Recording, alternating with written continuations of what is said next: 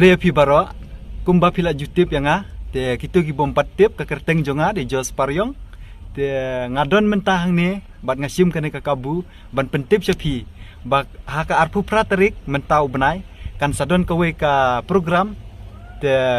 la kerpat ya pi baro ba pinyawan hakane ka program undon ru uram suciang uban wan roai hakane ka janmit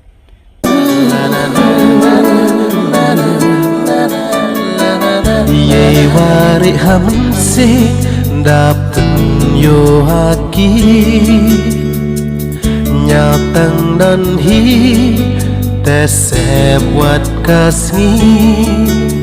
ilek wam chim phaki dewa khoj se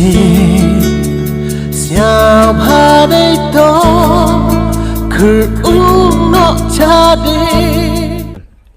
Kini program kan sedang nado arsitek untuk terter hadut janmit. ngarung anwan hakate kasngi te ngakerpat ya pi ki parlok jongaru lada ki nginse kendo hakatu kasngi bat baro ki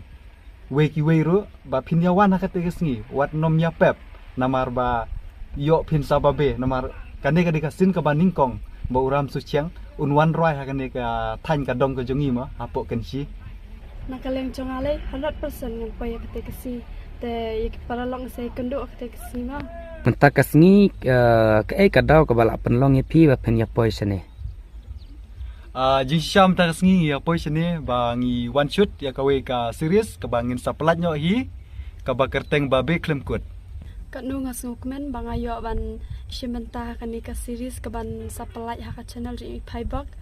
Tadi kasin nengkong yang bangan yo lung ha ka channel Paibok production. Ngasung tenat ban dan mentah kani ka series babe klem kut namar kadan ya ka kentin ka basngu tenat bat ya ka cing sneng ru tengah su komen gen bangan yo shimenta kani ka tang ketahi ngin saya kendo ha katu kasngi arpu praterik mentau benai